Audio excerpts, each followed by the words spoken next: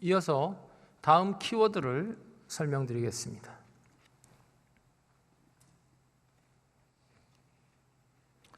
다음 키워드는 연착륙과 경착륙입니다.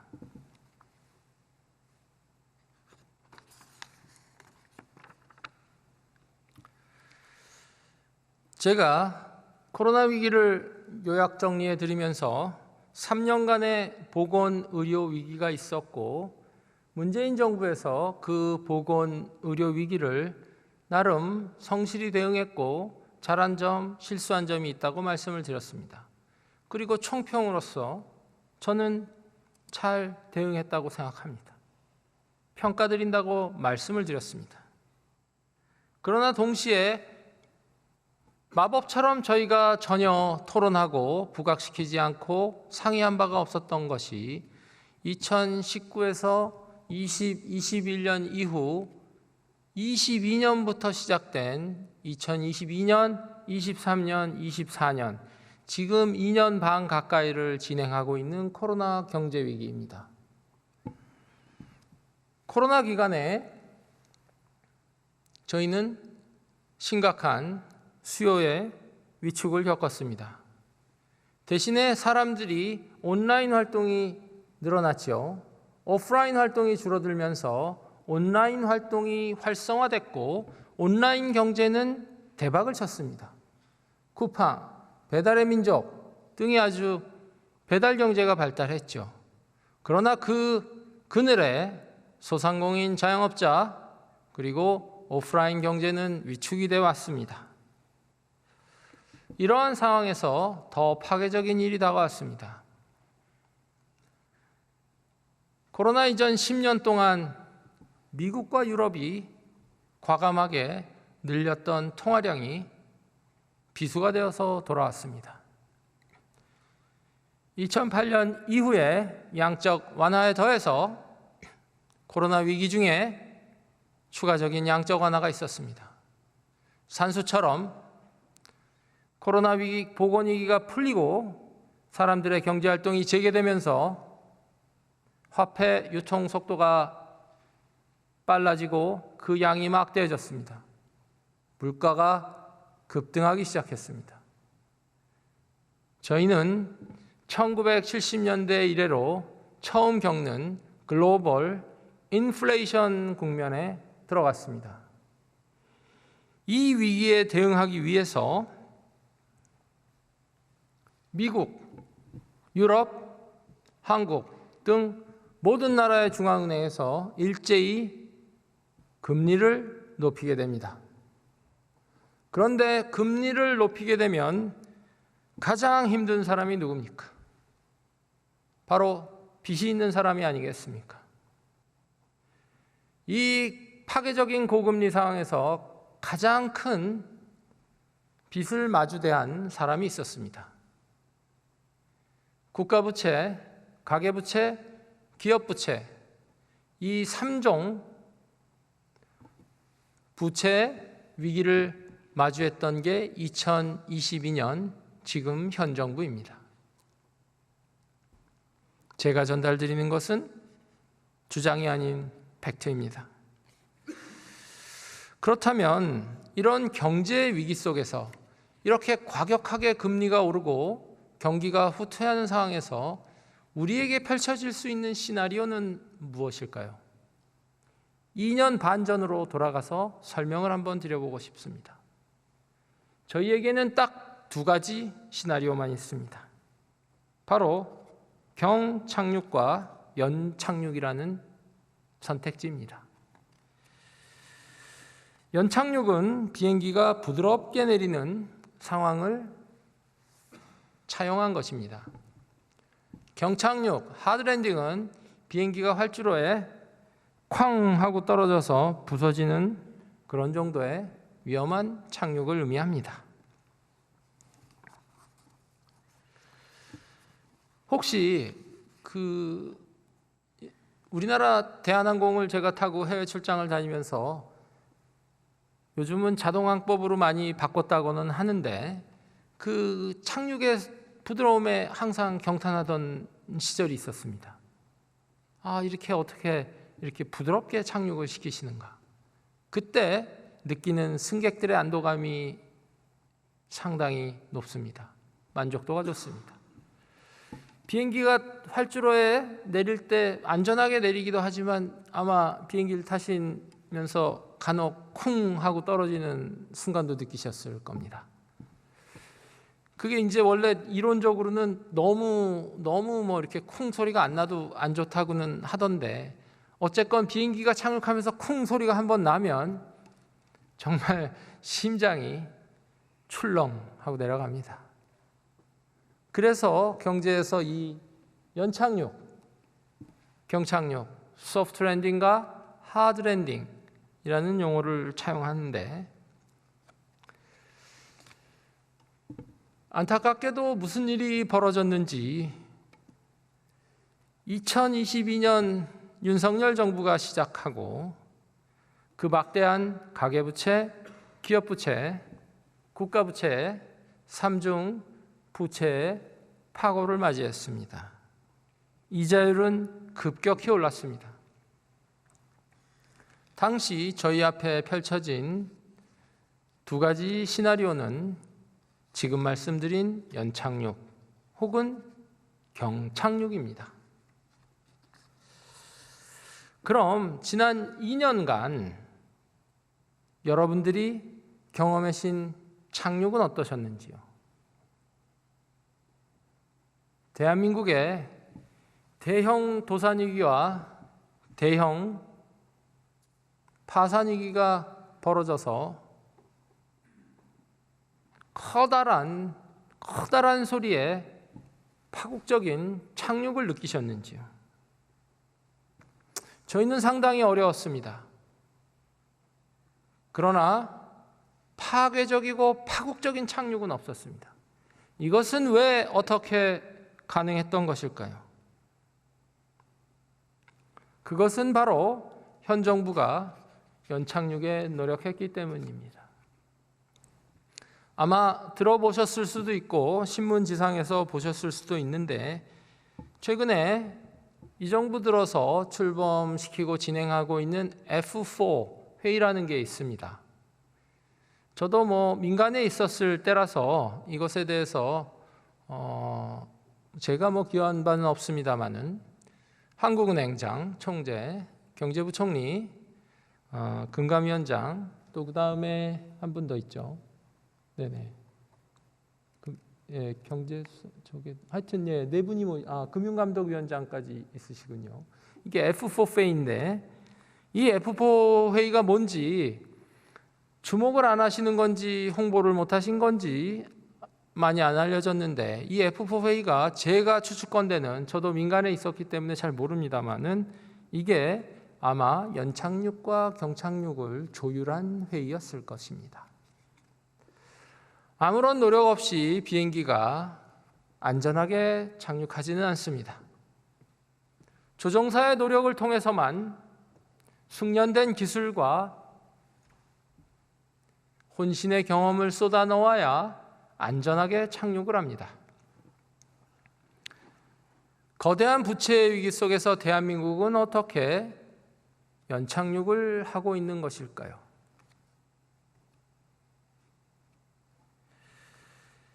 지나간 일이지만 작년에 정치적으로 맹공을 받은 지점 중에 하나가 아마 부산 엑스포 유치 실패가 아니었을까 합니다. 이로 인해서 저희 여당은 물론 대통령님까지 상당한 지지율의 타격을 받았던 것으로 저는 기억합니다. 이것은 죄송스럽지만 팩트입니다. 그러나 현 정부가 가계부채 위기, 기업의 위기, 국가부채 위기 속에서 연착륙을 이끌어내고 있다는 것도 팩트입니다.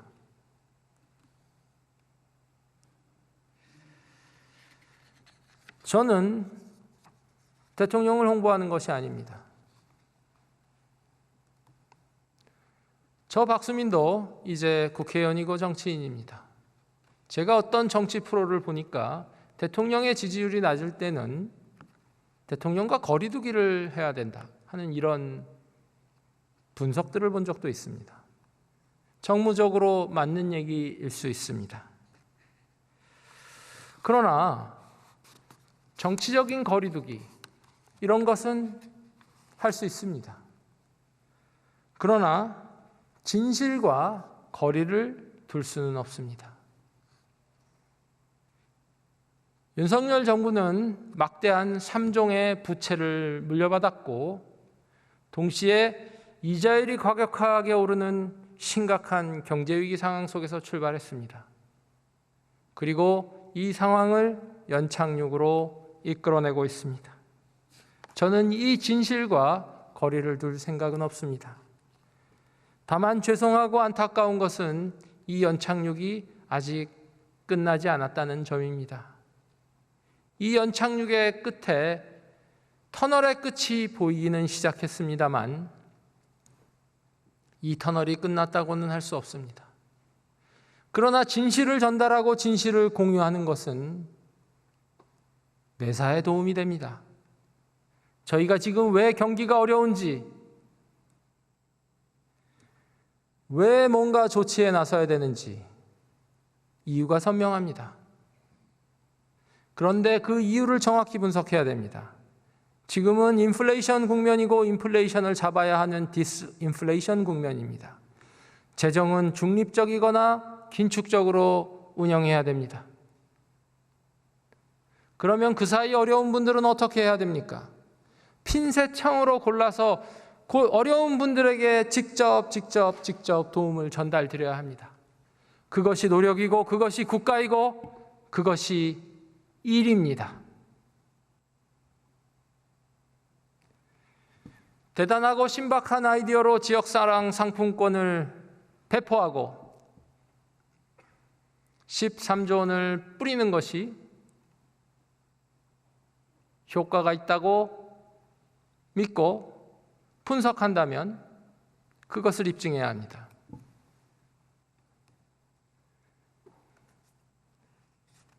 본 의원은 어떤 자료나 어떤 추론으로도 그것을 도달하지 못했습니다. 한 달 정도 20에서 30% 정도 소비 진작 효과가 있을 것입니다.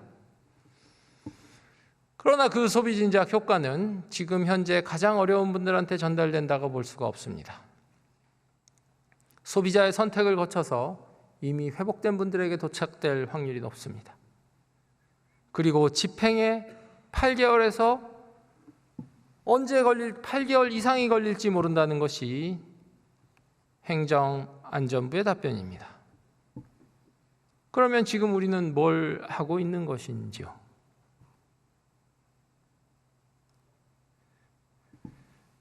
추경을 편성해서 사회복지관에 부족한 처우, 그것을 고치면 어떻겠습니까? 그리고 저뿐이 아니라 여기 계신 국회의원 300분 모두가 지역구에서 만난 현실이 있으시지 않습니까? 그걸 가져다 주셔서 하나씩 모으면 되지 않겠습니까? 그것을 토론하는데 왜 안 하겠습니까? 근데 신박한 아이디어, 손쉬운 생각인지는 몰라도 작동하지 않는 방식을 1호 법안으로 던지시고 충분한 토론 없이 본회의에 상정하셨습니다. 저희 국민의힘이 할 수 있는, 저 박수민이 할 수 있는 마지막 그리고 최선의 조치는 제가 이해하는 진실의 팩트, 진실의 추론을 전달드리는 것입니다. 25만 원 13조 원으로 저희는 그 누구도 돕기 어렵습니다. 일시적인 반짝 효과입니다. 아주 부분적인 효과입니다. 그리고 집행도 용이하지 않은 방식입니다. 그러나 동시에 이 현금성 상품권 살포의 방식은 저희 대한민국이 발전시켜온 자유시장 경제와 사회안전망의 시너지를 부인하고 있습니다. 사회안전망과 소득 파악의 인프라를 건너뛰어서 바로 배포하고 살포하겠다는 방식입니다. 저는 동의드릴 수 없습니다. 진정한 생산이 소득을 가져오고 소비를 늘리며 거기서 세금이 탄생하고 그 세금이 더 생산적인 일에, 더 따뜻한 일에 집중되어야 합니다. 그래야 저희는 통합을 이루고 사회를 보듬고 경쟁력을 유지하면서 다음 단계 생산에 들어갑니다. 생소소세재생 계속 말씀드리는 이유입니다. 대한민국 정부는, 저는 문재인 정부의 보건의료 대처가 백신 빼놓고는 괜찮았다고 평가드립니다. 그리고 거기에 녹아있는, 아니죠, 그것을 만들어낸 보건의료진의 그 헌신, 그것이 대한민국의 정신이라고 생각합니다. 그러면 그 팬데믹 위기는 이제 엔데믹이 되었는데 이제 저희가 마주대한 경제 위기는 어떻게 할 것이냐? 다행히 지금 제가 평가드렸듯이 정부가 F4Pay라는 것을 통해서 경착륙이 아닌 영착륙을 시도해내고 있습니다. 집권여당의 국회의원이지만 저는 정부를 일방적으로 비호하거나 변호할 생각은 전혀 없습니다. 정부가 잘하는 일은 격려하고 잘못하는 일은 채찍질을 해야 됩니다. 그것은 국민의힘 소속 국회의원이든 민주당 소속의 국회의원이든 저는 다르지 않다고 믿습니다. 13조 원 국가 채무로 25만 원 상품권이 뿌려져서 경기가 살아나고 민생경제 해결이 되고 지금 어려움에 빠지신 자영업자 소상인들이 새로운 시간을 살아간다면 저는 반대하지 않겠습니다. 그러나 그렇지 않을 것입니다. 그래서 저는 반대합니다. 그리고 제가 경계하는 이유가 또 있습니다. 수차례 말씀드린 것입니다. 놀랍게도 이 현금 살포성 정책이 시도되는 것이 이번이 처음이 아닙니다. 1970년대 미국의 진보 진영과 미국의 정부가 빠졌듯이 재정을 뿌리면 경기가 안정이 되고 소득이 생기고 경제가 잘 된다는 그 착각의 오류가 안타깝게 대한민국에도 이 시간에 1970년대 50년이 지난 이 시점에 대한민국에 있기 때문에 저는 그 생각의 저변에 대해서 토론을 드리고 있는 것입니다. 케인즈가 창안해낸 거시경제학은 1930년대 대공황의 해법을 제시했습니다. 프랭클린 루즈벨트 대통령은 그 과감한 진보의 정책으로 진보정당 민주당의 전성기를 1930년대부터 1970년대까지 열어냈습니다. 그러나 그 1930년대에서 70년대 진보 진영의 케인즈 이론에 기반한 그 정책은 1970년대 문제로 귀결이 되었습니다. 본 의원이 믿는 경구가 있습니다. 성공한 체제만이 모순으로 남는다. 뒤집어 보면 당연한 상식입니다. 성공하지 못한 체제와 생각은 존재하지 않기 때문에 모순이 될 수 없습니다. 그러나 성공한 체제만이 살아남아서 모순으로 굳어집니다. 어떤 정당은 산업화를 강조하고 어떤 정당은 민주화를 강조하고 한때 그런 모습도 있습니다. 바로 이 국회에 있습니다. 그러나 산업화는 지나갔고 산업의 구조가 저희에게 남아 있습니다. 민주화는 지나갔고 민주주의가 저희에게 남아 있습니다. 저희에게 남은 사명은 산업화를 추억하고 민주화를 추억하는 것이 아니라 믿습니다. 저희의 사명은 저희에게 남겨진 산업구조를 진화시키고 민주주의를 발전시키는 것입니다. 본 의원은 지금 이 순간 이 시대의 숙제에 집중하고 싶습니다. 아니, 집중해야 한다고 믿습니다. 우리 시대에 가진 문제는 무엇입니까? 우리가 풀어야 되고 우리가 집중해야 하는 문제는 무엇입니까? 케인즈가 제공해서 1930년대 미국을 구하고 1970년대 미국의 모순으로 굳어진 재정 살포, 그 이념을 받아들이는 것입니까? 아니면 지금 시대에 저희에게 필요한 이론과 처방과 정치 사조를 채택하는 것입니까? 저는 상식의 원리를 믿겠습니다. 지금 가장 어려운 분, 이 순간 가장 어려운 분들에게 저희의 재정은, 저희 공동체의 재원은 전달이 되어야 됩니다. 동시에 이 어려운 시기를 넘어서 다음 단계를 도약할 수 있는 곳에 저희의 재정이 도달해야 됩니다. 300명의 국회의원은 그것을 토론하기 위해서 선출이 되었습니다. 손쉬운 방법, 유혹의 방법, 후과를 남길 방법을 쉽게 통과시키자고 모이지 않았습니다.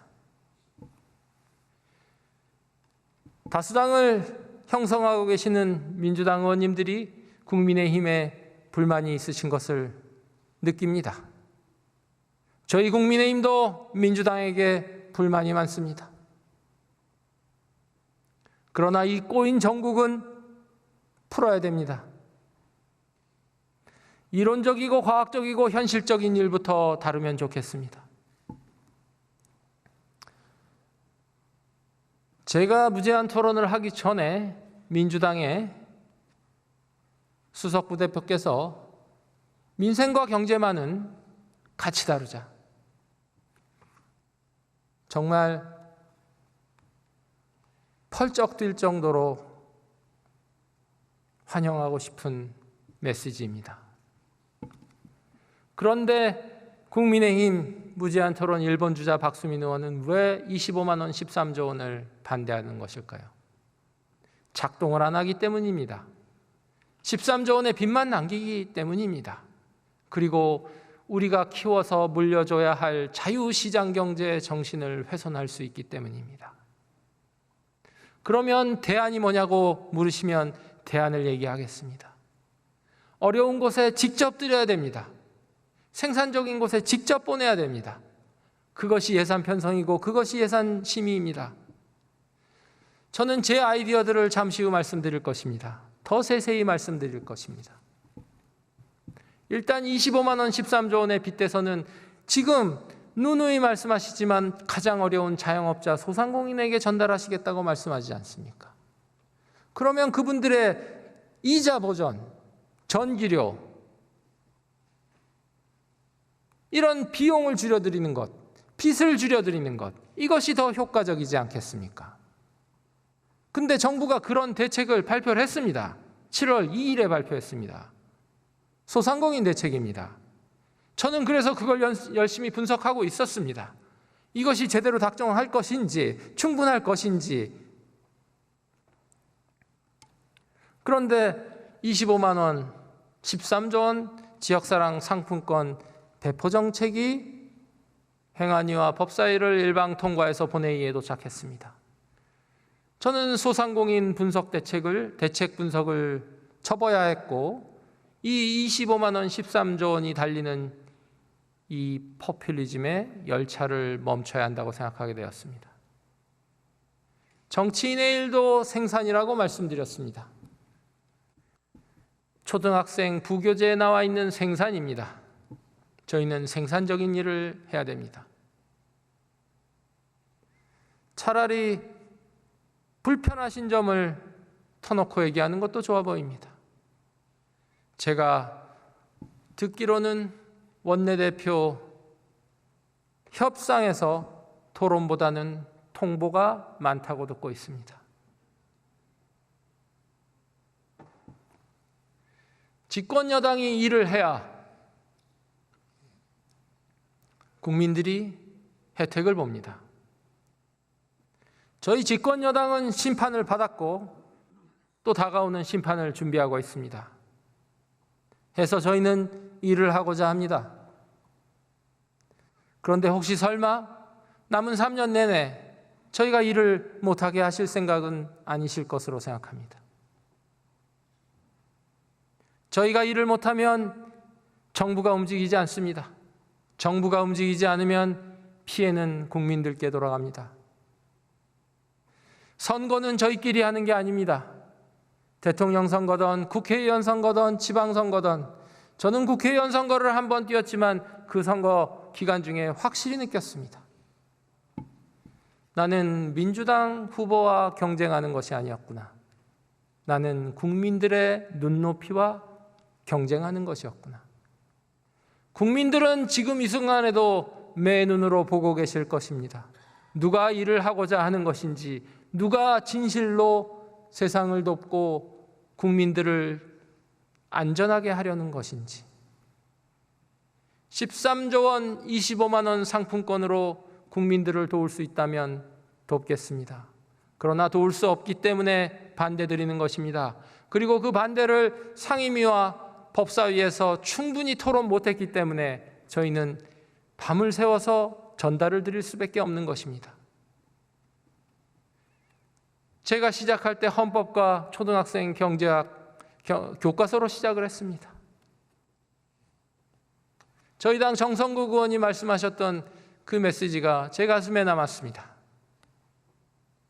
기본 상식과 원리 속에서 저희는 전진할 수 있습니다. 복잡한 당리당략 속에서 저희는 해법을 만나지 못합니다.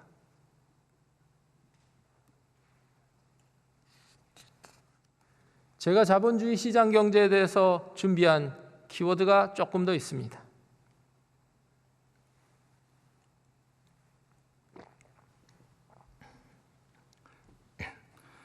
제가 저희 경제 상황을 분석드리고 진로를 찾기 위해 준비한 다음 키워드는 가장 약한 고리가 쇠사슬의 강도를 결정한다입니다.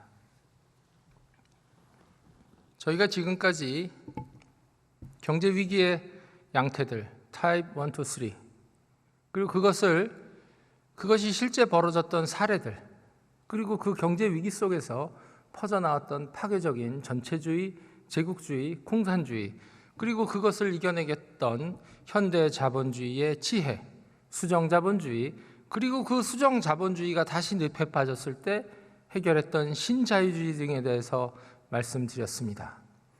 그러나 이런 전체적인 흐름 속에서 저희가 꼭 잊지 말아야 될 것이 있습니다. 경제 위기는 아무리 다른 부분이 건강하고 튼튼해도 가장 약한 고리가 끊어지면서 터져 나온다는 것입니다. 1998년 대한민국의 외환위기로 가보겠습니다. 그 당시 저희는 공장, 제조업 투자에 열중했었고 결국 거기서 약한 고리가 형성이 되었습니다. 당시 대기업들, 30대 대기업들과 당시 제1은행, 상업은행, 조흥은행 같은 시중은행들의 돈이 동원이 되었고 이것이 약한 고리를 형성했고 일제히 파산했습니다. 30대 재벌 중에 상당수가 파산을 했고 시중은행, 1등은행, 2등은행, 3등은행이 역사 속으로 사라졌습니다. 2008년 리만 브라더스 사태 때는 부동산 PF와 저축은행이 약한 고리였습니다. 해서 저축은행들이 청산되었고 부동산, PF, 건설회사들이 파산했습니다. 그러면 근본 코로나 경제 위기, 2022년부터 시작된 이 2년간의 위기에서 가장 약한 고리는 어딜까요? 저희는 이 점을 놓쳐서는 안 됩니다. 그런데 그 가장 약한 고리가 바로 우리가 오늘 머리를 맞대고 고민하는 소상공인, 자영업자들입니다. 그리고 그들의 가계부채입니다.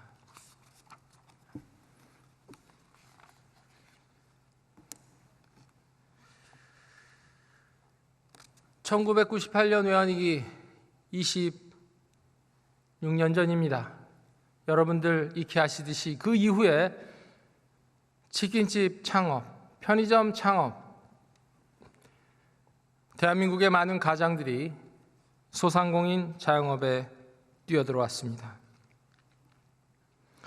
500만이 넘고 지금 현재 570만 명의 소상공인 자영업자입니다. OECD 평균의 2배가 넘는 숫자입니다. 이 숫자에서 그들의 험난한 생존 투쟁이 느껴집니다. 경제를 전문으로 했고 정치에 뒤늦게 뛰어들었지만 저는 이 숫자를 절대 잊지 않을 생각입니다. 대한민국이 발전시킨 빛나는 시장 경제가 해결하지 못한 구조적 모순이 바로 여기에 있기 때문입니다. 해서 저는 저부터 바꾸자고 하는 것입니다. 양질의 일자리가 어디 있고 하질의 일자리가 어디 있습니까? 시장에서 탄생한 일자리는 단 하나라도 소중하며 그것을 지키고 키워야 하며 그것이 부족할 때 사회안전망으로 저희가 전달해야 되는 것입니다. 그것이 시장경제와 자본주의의 선순환이며 저희가 해야 될 국회의원의 책무입니다.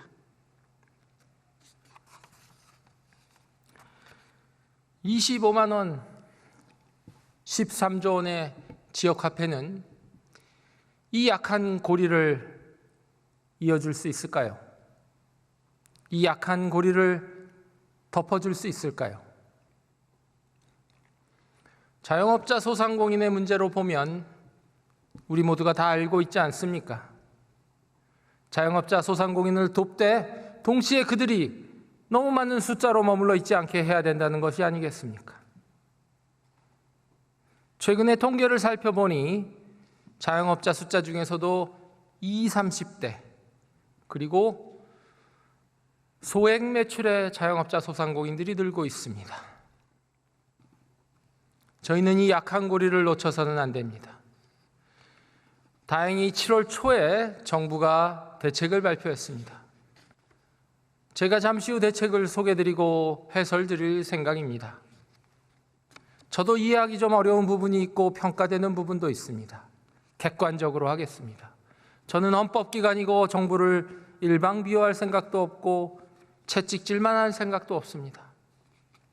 그들을 어떻게든 잘 독려해서 저희의 고민, 저희의 해법, 저희의 예산이 그들에게 도달되고 그들의 도전이 조금이라도 가벼워지기를 응원하고 싶을 뿐입니다.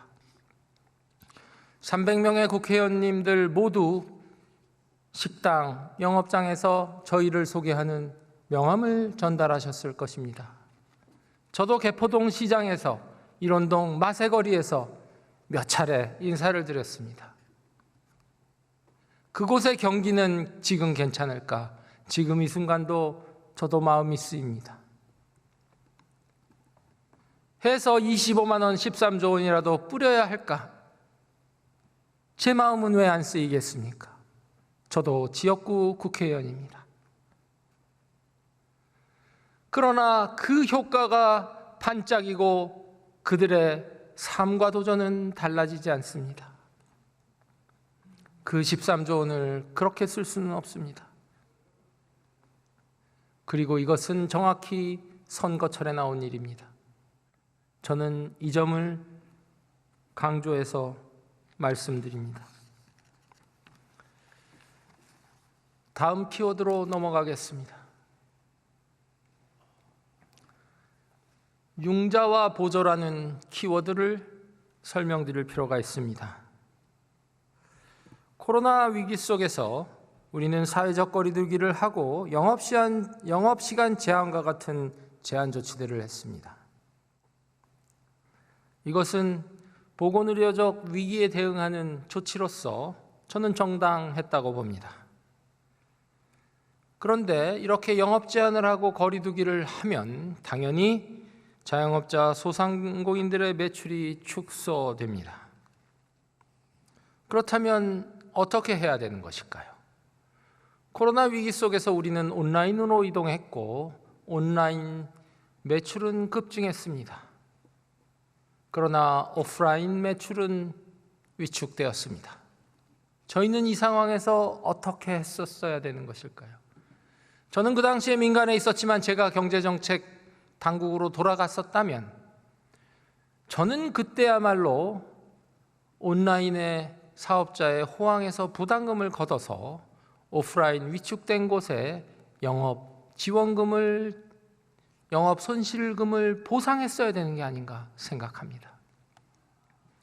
오프라인의 활동을 제한해서 온라인의 매출이 늘어서 수익이 늘었다면 그것이야말로 저희가 부담금을, 한시적인 부담금, 좋은 이름을 붙였을 수도 있다고 생각합니다.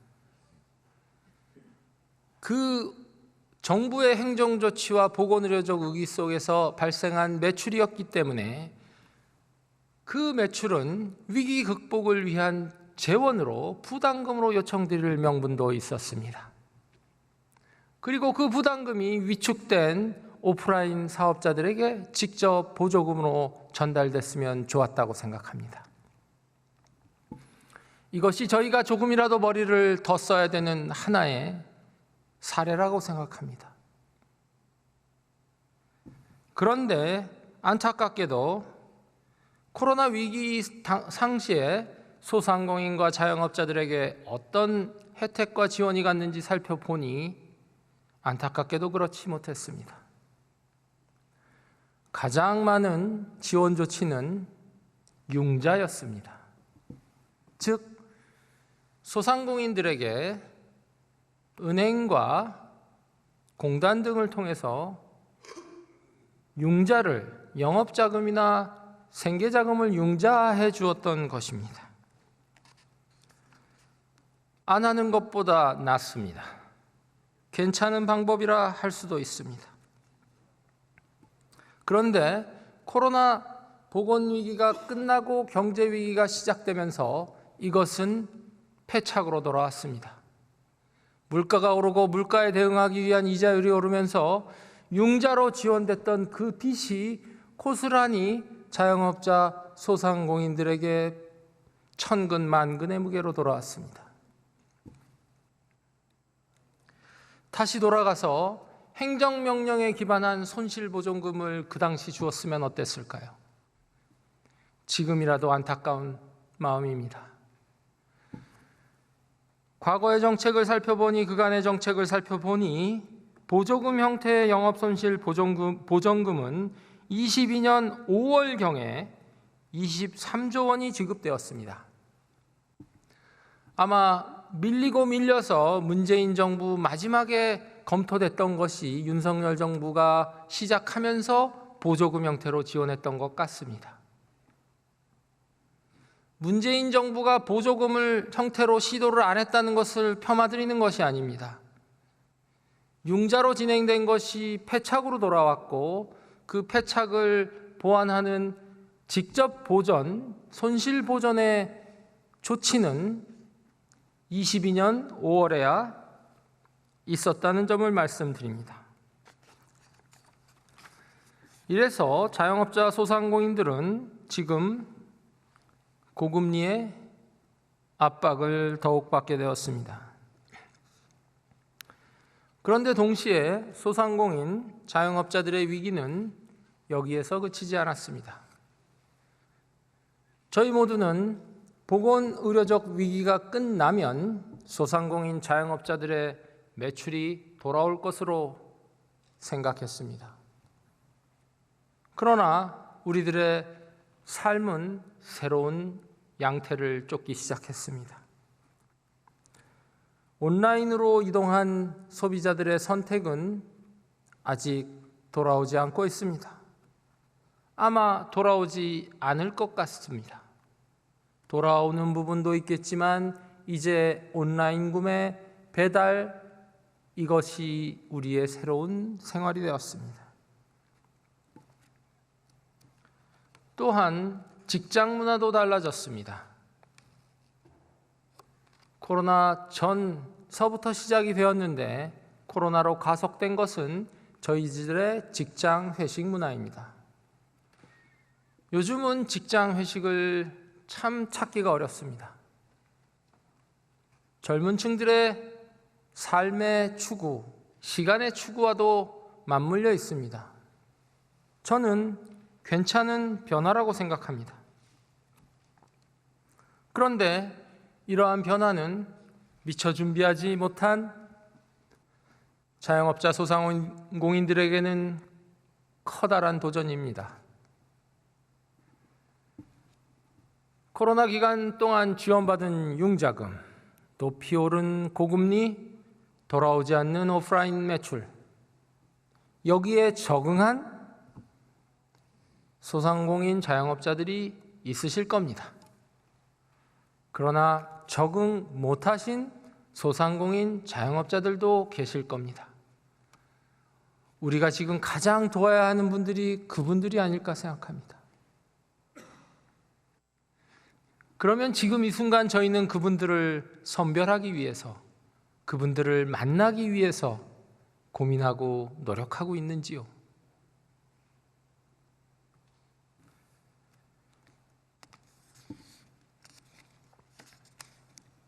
저는 이 점에 안타깝습니다.